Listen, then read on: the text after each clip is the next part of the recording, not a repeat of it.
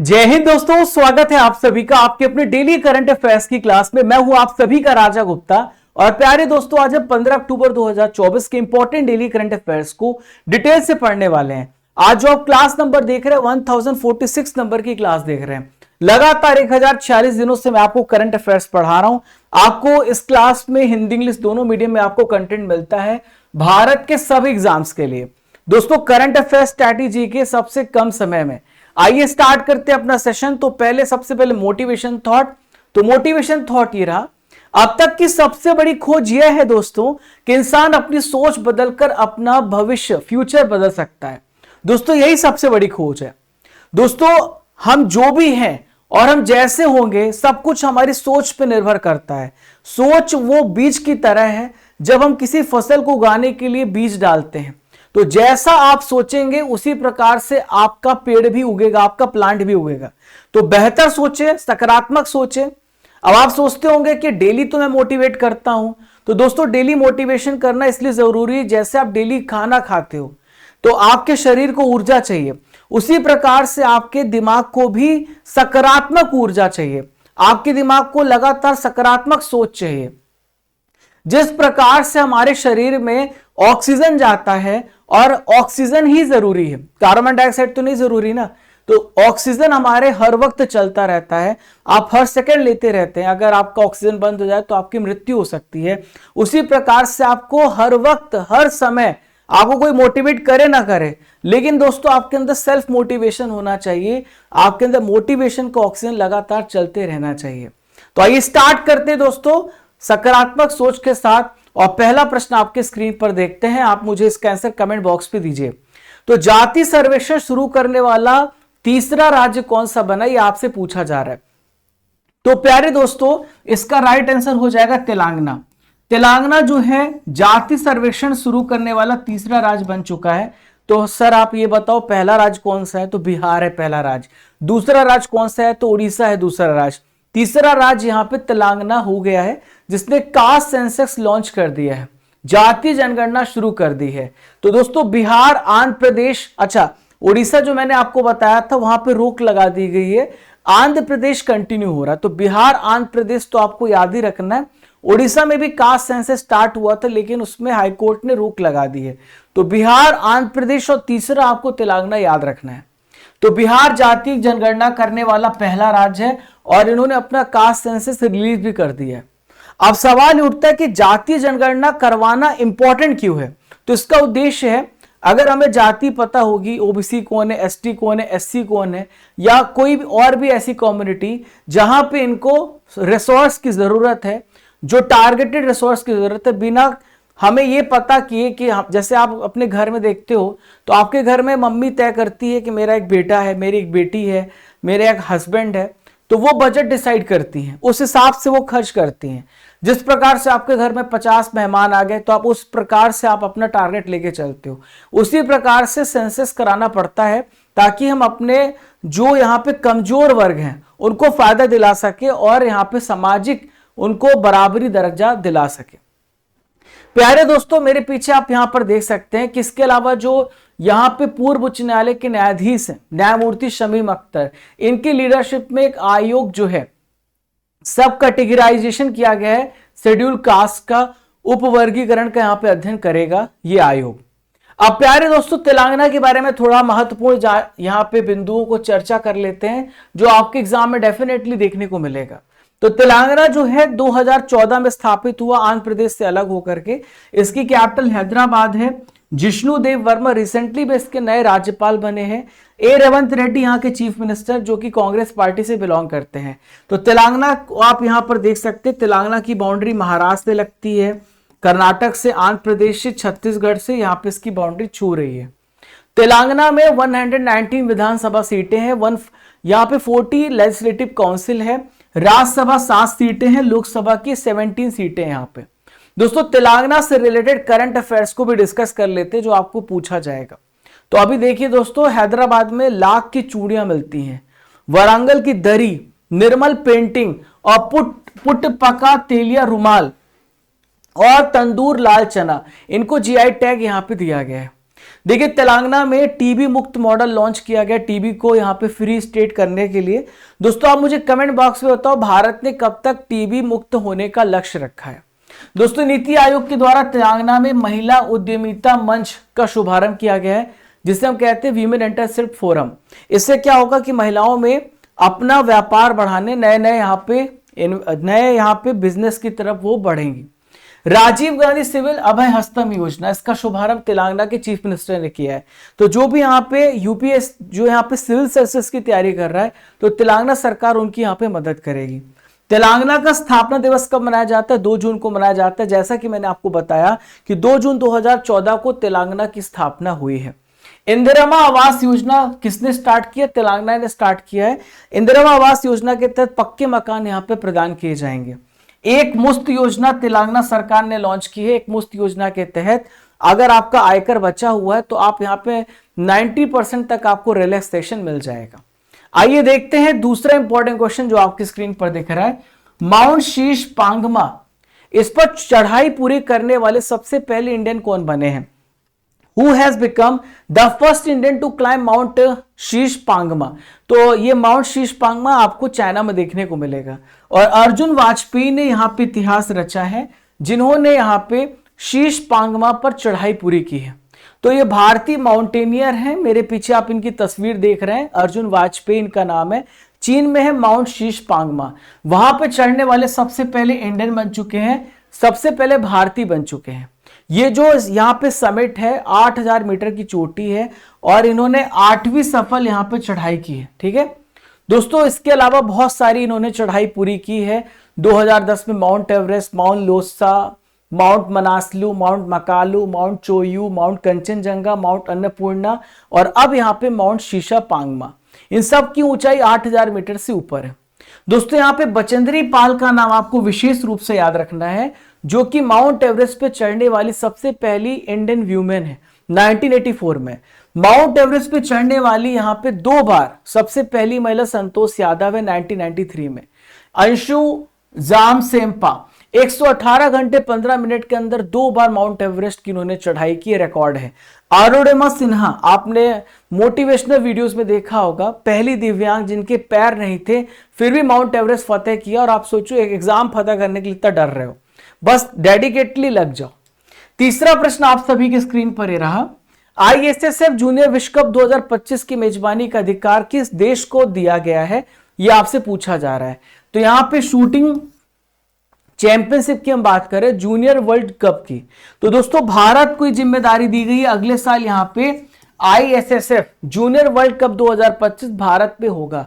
तो भारत को अंतरराष्ट्रीय निशानेबाजी खेल महासंघ, जिसे हम आईएसएसएफ कहते हैं, इंग्लिश में हम बोलेंगे इंटरनेशनल शूटिंग स्पोर्ट्स फेडरेशन, उन्होंने यहां पे कहा है कि भारत को इसकी मेजबानी का राइट्स दिया गया, अधिकार दिया गया है।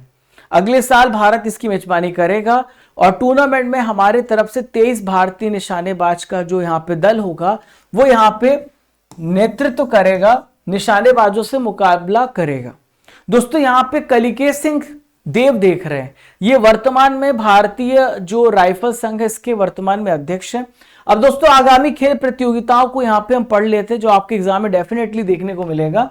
विश्व भारोत्तोलन championship, world weight lifting championship 2025 Norway में होगा अगले वर्ष।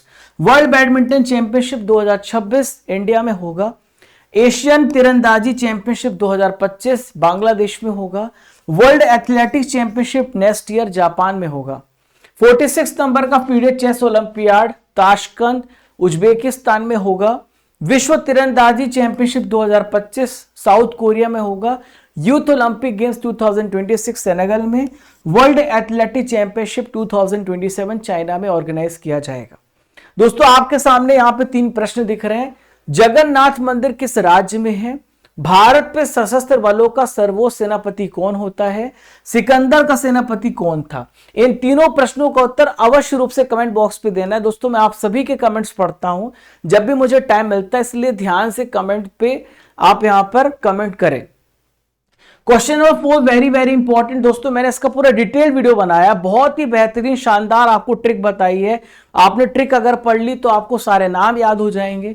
किस क्षेत्र में इनको नोबेल पुरस्कार मिला ये बताया है। पूरा जीके कवर किया, स्टैटिक जीके कवर किया, फिर लास्ट में एमसीक्यू भी कराया है और ट्रिक के साथ यहाँ पे सारी चीजें कंप्लीट करें। आप जाकर के वीडियो देखना, कल ही अपलोड हो चुका है। आइए यहाँ पे बढ़ते हैं, इकोनॉमिक्स के नोबेल पुरस्कार की यहाँ पे चर्चा करते हैं। तो इकोनॉमिक्स के क्षेत्र में नोबेल पुरस्कार 3 व्यक्तियों को मिला है, Darwin S Molu, Simon Johnson, James ए रॉबिन्सन। मैंने बेहतरीन सी ट्रिक भी बनाई थी, मैंने आपको बताया है कि जो पापा का पैसा है, पापा का पैसा, आजकल जो सन लोग है ना, पापा का पैसा यहाँ पे सन लोग जो हैं वो बर्बाद कर रहे हैं। क्या कर रहे हैं? सन, सन मतलब होता है बेटा, ठीक है, बर्बाद कर रहे हैं। तो पापा का पैसे से आपको याद रहेगा, ठीक है, आपको पापा के पैसे से सन लोग ऐश कर रहे हैं, ऐसा अलग ऐश कर रहे हैं, ऐश कर रहे हैं, ठीक है। तो सन से आपको याद आ जाएगा जॉनसन रॉबिन्सन, और ऐश कर रहे हैं, ऐश से आपको याद हो जाएगा एस मोगलू, ठीक है। और पैसे से आपको याद रहेगा अर्थशास्त्री में यहां पे हम बात कर रहे हैं। तो दोस्तों 3 व्यक्ति हैं, डोरेन एस मोगलू जो कि टर्की यूएसए से बिलोंग करते हैं, साइमन जॉनसन ब्रिटेन से, जेम्स रॉबिन्सन ब्रिटेन से। अब इन्होंने किया क्या है कि इनको नोबेल पुरस्कार दिया है इकोनॉमिक्स में। तो इन्होंने बताया है कि किस प्रकार से इंस्टीट्यूट काम करती हैं और यहाँ पे देश और समाज की तरक्की में समृद्धि बनाती, कैसे वो प्रभावित करती हैं संस्थाएं, इंस्टीट्यूट। दोस्तों यहाँ पे शांति के नोबेल पुरस्कार को रिवाइज कर लेते हैं, जो यहाँ पे लास्ट टाइम दिया गया था। पीस जो प्राइज है वो जापान के ऑर्गेनाइजेशन निहोन हिदांक्यो को मिला है, ठीक है, क्योंकि उन्होंने परमाणु हथियार के खिलाफ कैंपेन चलाया था। तो ये सम्मान यहाँ पे इनको दिया गया है, ठीक है। साहित्य का नोबेल पुरस्कार यहाँ पे साउथ कोरिया की हान कांग को दिया गया है। मैंने आपको ट्रिक बताया था, हाँ कांग्रेचुलेशन है, हाँ कांग्रेचुलेशन है, तो हाँ से हान, कांग्रेचुलेशन से कांग। दोस्तों केमिस्ट्री में नोबेल पुरस्कार 3 व्यक्तियों को मिला, David Baker, John Jumper, Demis Hassabis. तो मैंने भी इसकी बहुत ही बेहतरीन ट्रिक बनाई है, जा करके वीडियो जरूर देखना। तो डेविड बेकर को ये जो प्राइज है प्रोटीन के कंस्ट्रक्शन, प्रोटीन के यहाँ पे निर्माण के लिए दिया गया है। दोस्तों डेमिस हसाबिस और जॉन जंपर को अवार्ड दिया गया है यहाँ पे जो कॉम्प्लेक्स प्रोटीन है उसका एआई मॉडल बनाने के लिए, उसका स्ट्रक्चर को सिंपलर वे में समझाने के लिए दिया गया है। फिजिक्स पे नोबेल पुरस्कार जॉन जे हॉपफील्ड और जेफरी हिंटन को मिला है, ठीक है। तो यहां पर इन्होंने न्यूरल बेस्ड मशीन लर्निंग के लिए यहां पर इनको सम्मानित किया गया एआई के लिए। मेडिसिन का नोबेल पुरस्कार विक्टर एम्ब्रोस और गैरी रूफकून को मिला है। तो विक्टर एम्ब्रोस और दोनों यूएसए से बिलोंग करते हैं। इन्होंने माइक्रो आरएनए की खोज की है, जिसकी मदद से शरीर की जो प्रॉपर बॉडी की फंक्शनरी उसके बारे में पता चलता है। इसके अलावा जो बहुत सारे कैंसरस सेल होते हैं वो आरएनए की वजह से बनते हैं, ये भी इसमें पता चला है। आइए बढ़ते दोस्तों, 5वां क्वेश्चन आपकी स्क्रीन पर दिख रहा है। कमांडो मेंडिस सितंबर 2024 के लिए ICC player of the month चुने गए हैं। वे किस देश के क्रिकेटर हैं? तो कमांडो मेनिस की हम बात कर रहे हैं। तो श्रीलंका के प्लेयर हैं कमांडो मेनिस, और इनको यहाँ पे best player of the month Mendis इनको यहाँ पे दिया गया है। दोस्तों हर महीने जो सबसे बेस्ट परफॉर्म करता है उसको ये अवार्ड मिलता है। तो आईसीसी ने श्रीलंका के इस बल्लेबाज कमांडो मेंडिस को सितंबर के लिए ICC player of the month का अवार्ड दिया है। दोस्तों इंदौर की जो अनुभवी सलामी बल्लेबाज है टेमी ब्यूमोंट, इन्होंने सितंबर 2024 के लिए आईसीसी महिला प्लेयर ऑफ द मंथ का पुरस्कार यहाँ पे जीता है इस महीने का, ठीक है। दोस्तों यहाँ पे आईसीसी की बात कर लेते हैं। तो आईसीसी की स्थापना कब हुई है? 1909 में आईसीसी की स्थापना हुई है। कहां पे हेडक्वार्टर है? दुबई में हेडक्वार्टर है। अध्यक्ष कौन है दोस्तों? अभी वर्तमान में जय शाह इसके अध्यक्ष बन चुके हैं, ठीक है। जय शाह यहाँ पे अध्यक्ष बन चुके, सबसे युवा अध्यक्ष। और सीईओ कौन है? जियोफ एलार्डिस। कौन है?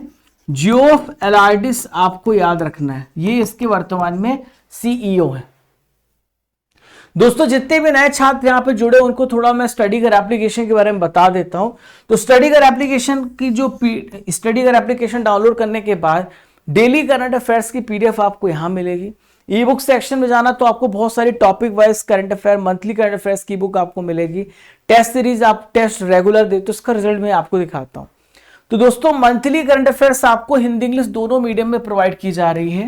Lucent GK topic wise marathon class yearly half yearly PDF आपको यहीं पे मिल जाती है।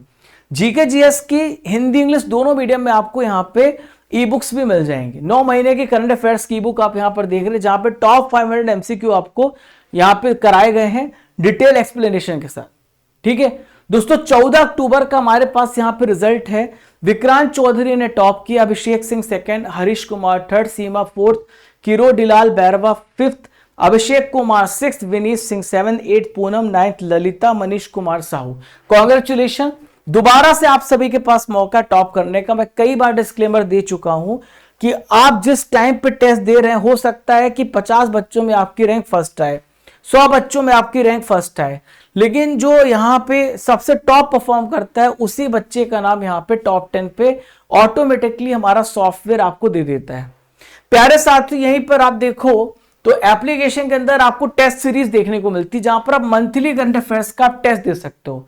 जनवरी से लेकर सितंबर तक हर महीने का मंथली करंट अफेयर्स का आप यहां पे टेस्ट जो है दे सकते हैं। ठीक है दोस्तों, टेस्ट पास यहाँ पे 3000 प्लस टेस्ट आपको मिले। Raja Gupta current affair Telegram channel को ज्वाइन करना मत भूलना, ताकि आपको रेगुलर अपडेट्स मिले।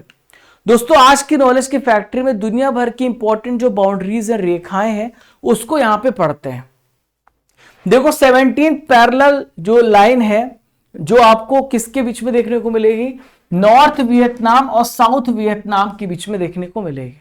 20वीं समानांतर रेखा ये सूडान और लीबिया के बीच में होगी, नॉर्थ ही है।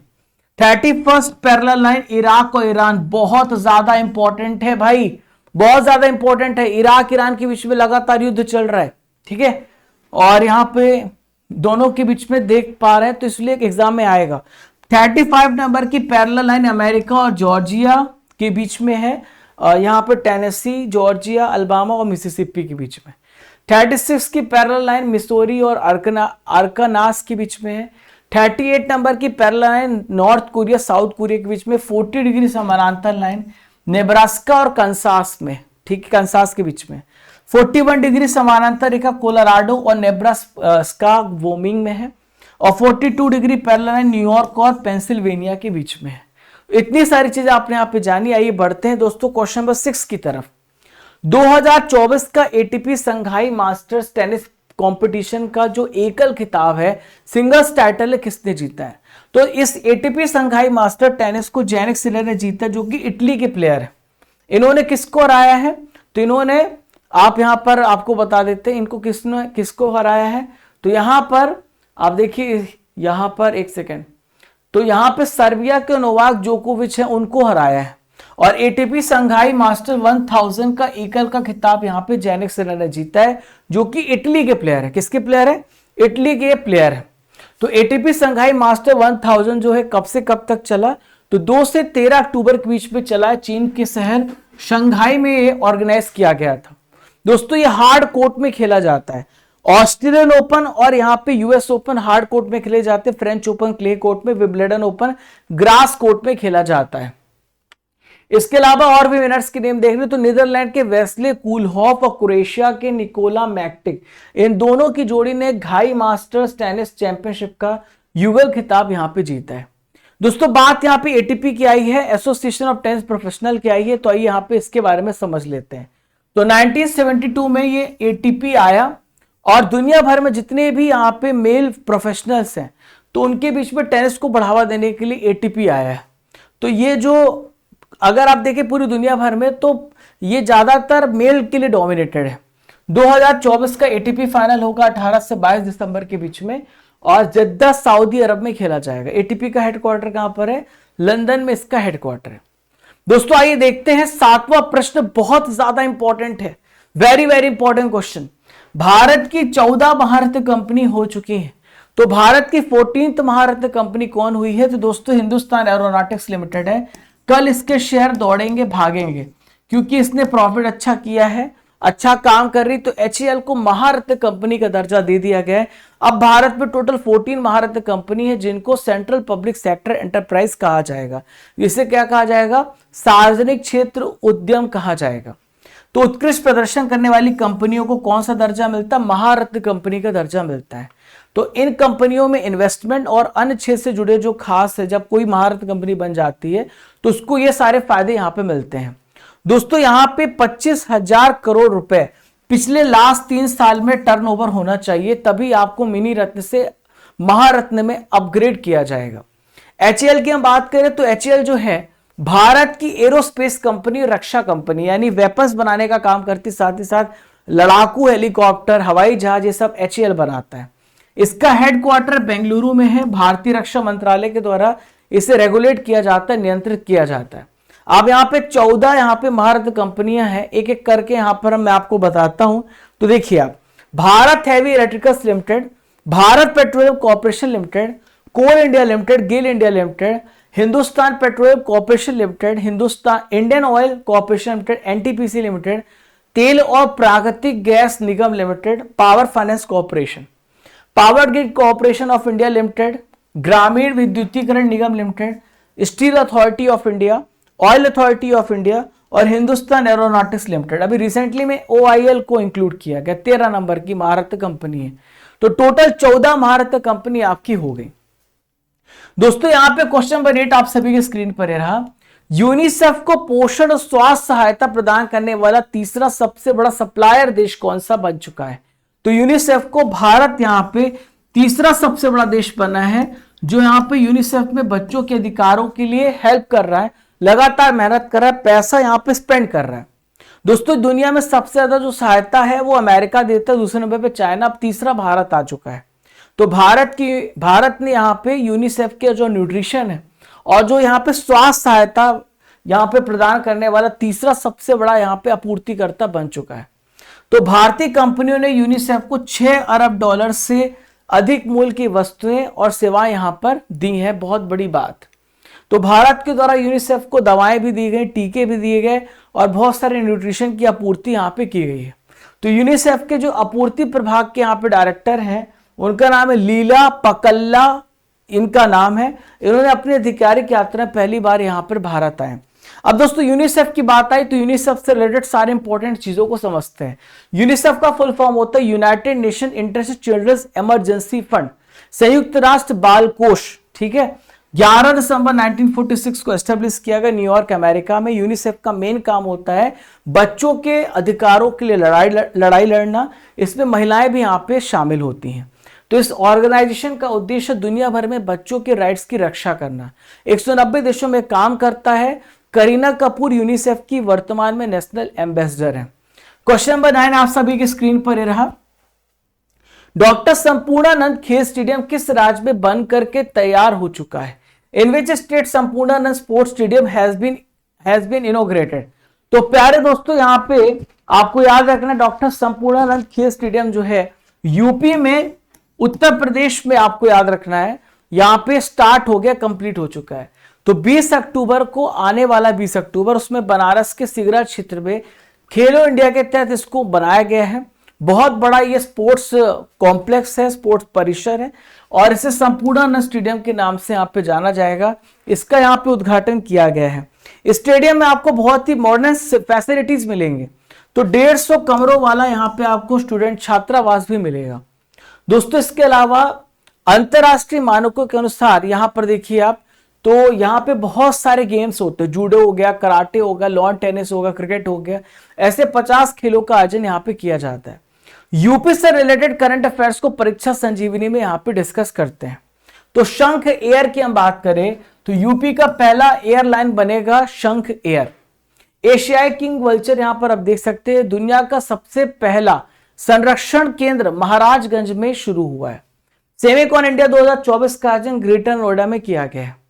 यूपी में आम महोत्सव 2024 का आयोजन कहां पर हुआ? लखनऊ के अवध शिल्प ग्राम में इसका आयोजन किया गया। दोस्तों आज का आखिरी इंपॉर्टेंट करंट अफेयर आप सभी के स्क्रीन पर रहा। लास्ट प्रश्न है, महाराष्ट्र के चीफ मिनिस्टर एकनाथ शिंदे ने मराठी भाषा भवन का उद्घाटन ये कहां पर किया है? Where has Maharashtra chief minister Eknath Shinde inaugurated the new यहां पर मराठी भाषा भवन। ठीक है, तो ये आपसे पूछा जा रहा है। तो नवी मुंबई आपको याद रखना है। ठीक है, आपको याद रखना मराठी भाषा भवन नई जगह पे नई मुंबई। तो मुंबई यहां पर देखिए चीफ मिनिस्टर एकनाथ शिंदे ने फैसला किया है कि नवी मुंबई में मराठी भाषा भवन का उद्घाटन किया जाए और इसका उद्देश्य है कि मराठी भाषा को कंजर्वेशन मिले, उस पर रिसर्च किया जाए और लोगों में अवेयरनेस फैलाई जाए कि हमें अपनी रीजनल लैंग्वेजेस का इस्तेमाल करना चाहिए। तो भाषा भवन जो है मराठी भाषा के लिए एक रिसर्च सेंटर है, एक यहाँ पर आप प्रोपोगेशन सेंटर है, आप इसको याद रखिएगा, जो प्रचार प्रसार में मदद करेगा। दोस्तों यहाँ पे हाल ही में बहुत सारे भवन यहाँ पे इनोग्रेट किए गए हैं, तो मैं आपको सारे भवनों को रिवाइज करा दे रहा हूं। तो नौसेना भवन ये कहां पर है?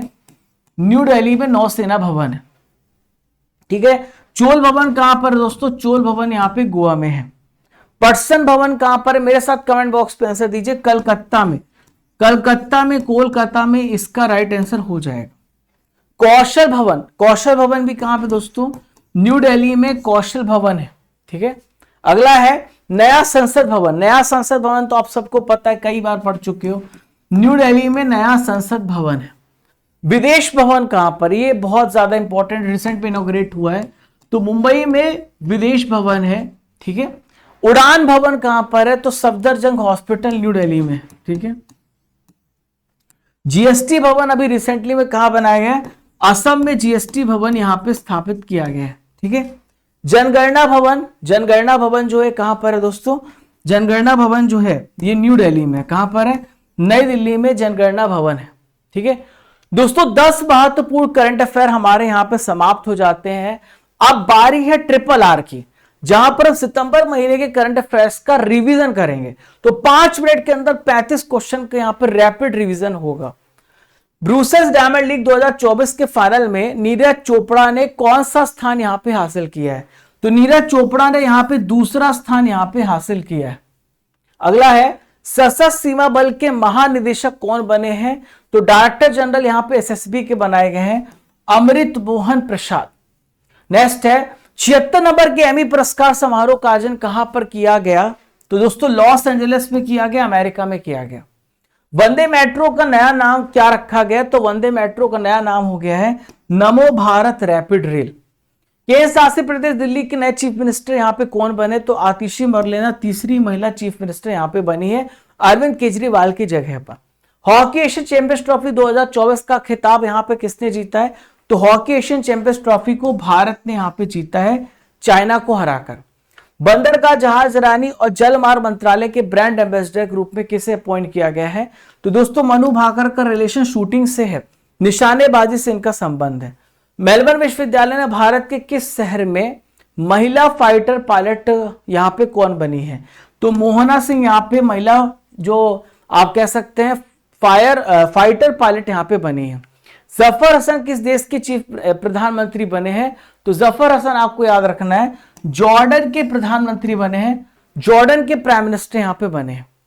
दोस्तों कल था 14 अक्टूबर और 14 अक्टूबर से रिलेटेड जितनी भी इंपॉर्टेंट यहां पे आपके करंट अफेयर्स को रिवाइज करेंगे। सुभाष प्रसाद गुप्ता किस देश पे भारत के हाई कमिश्नर बने हैं? तो सुभाष प्रसाद गुप्ता यहां पे सेंट विंसेंट में हाई कमिश्नर बनाए गए। दोस्तों एक इंपॉर्टेंट अपडेट दे दूं मैं आपको, कल मैंने बताया था रात को, तो यहां पे कनाडा और भारत के बीच में बहुत बड़ा टेंशन आ चुका है, जिसकी वजह से दोनों देशों ने फैसला किया है कि उनके यहां पे जो भी हाई कमिश्नर है उनको वापस बुला लिया जाए।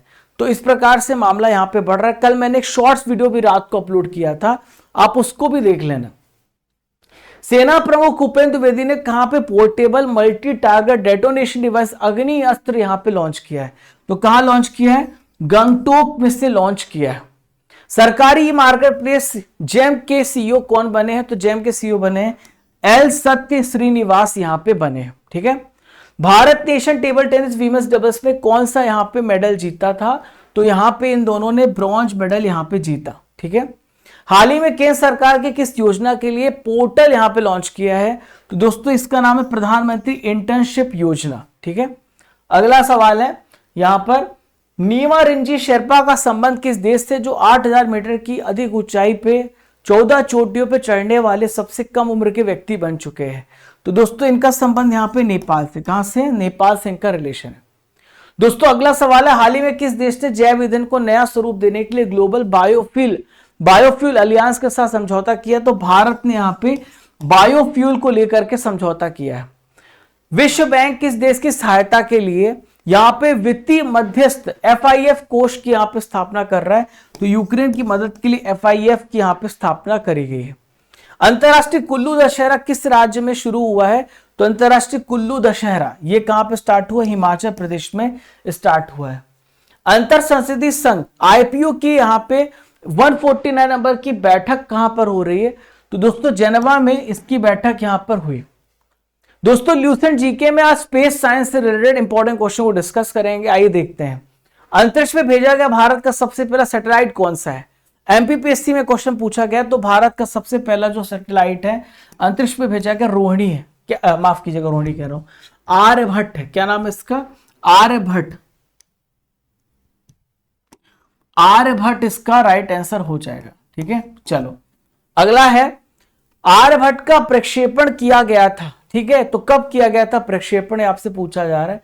तो आर्यभट्ट का प्रक्षेपण 19 अप्रैल 1975 को ही हुआ था। एक भू-स्थिर उपग्रह का परिभ्रमण काल क्या होता है? यानी एक जियो स्टेशनरी सैटेलाइट जो धरती के सापेक्ष घूमता है, 36,000 किलोमीटर में इम्प्लांट किया जाता है और ये धरती के जैसे ही घूमेगा। तो ये 24 आवर्स लगाएगा धरती के एक चक्कर को पूरा करने में। ठीक है, चलिए दोस्तों अब यहां पे 15 अक्टूबर के करंट अफेयर्स का मैं आपका टेस्ट लेने वाला हूं, तो आप सभी टेस्ट के लिए तैयार हो जाइए। आइए देखते हैं, तंदूर लाल चना किस राज्य का जीआई टैग है? तेलंगाना राज्य का जीआई टैग तंदूर लाल चना है। यूनिसेफ की स्थापना किस वर्ष हुई है? In which year UNICEF was establish? 1946 में यूनिसेफ की स्थापना हुई है। भारत में यूनिसेफ की नेशनल एम्बेसडर कौन है? तो भारत में यूनिसेफ की नेशनल एम्बेसडर करीना कपूर है। हिंदुस्तान एरोनॉटिक्स लिमिटेड एचएएल का हेडक्वार्टर कहां पर है? तो आपसे पूछा जा रहा है, तो एचएएल का हेडक्वार्टर बेंगलुरु में। कहां पर है? बेंगलुरु में। ईगा स्वीटेक का संबंध किस खेल से है? तो ईगा स्वीटेक का संबंध यहां पे आपको याद रखना है, यहां पर देखिए आप, टेनिस से। यहां पर एक सेकेंड,